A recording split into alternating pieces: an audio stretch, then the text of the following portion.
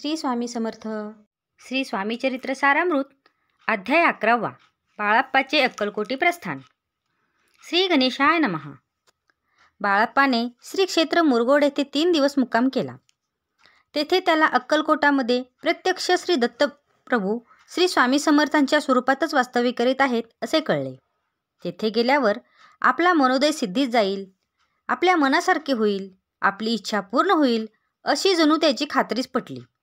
त्याने त्या संदर्भात मुरगोडीच्या ब्राह्मणांचा विचार घेतला असता ते ब्राह्मण म्हणाले, तुम्ही निश्चिंतपणाने गाणगापुरात जा, तेथे अनुष्ठान करा आणि श्री सद्गुरू दत्तात्रय महाराज स्वप्नदृष्टांतामध्ये तुम्हाला जे सांगतील तसेच वागा.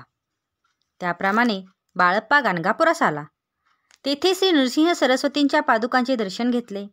तेथील मुक्कामी नित्य संगमावर स्नान करावे, जप ध्यान करावे, मिळालेल्या मधुकरीचा श्री गुरूंना नैवेद्य दाखवावा आणि मगच भोजन करावे.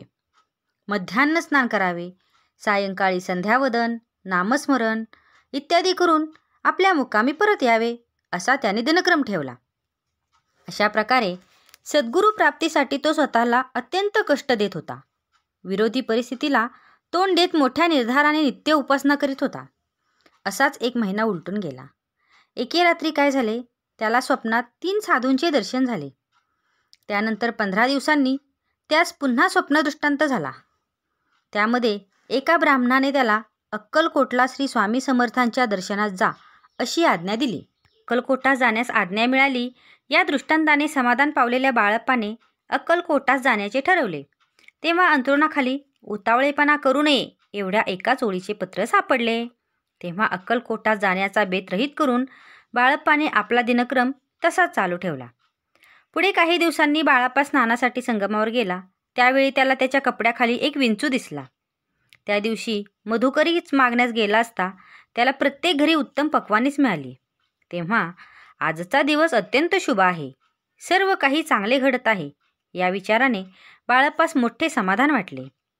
श्री क्षेत्र अक्कलकोटास प्रस्थान करण्यासाठी हाच उत्तम दिवस आहे असे ठरवून तो मुक्कामी परतला आणि सकाळी सगळी आवराआवर करून अक्कलकोटाच्या दिशेने मार्गस्थ झाला.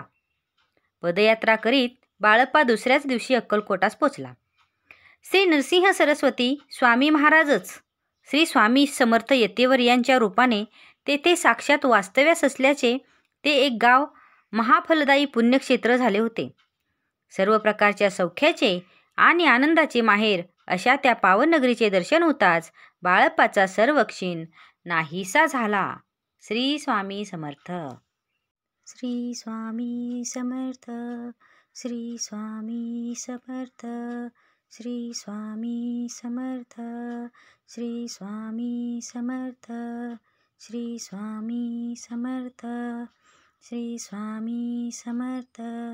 श्री स्वामी समर्थ.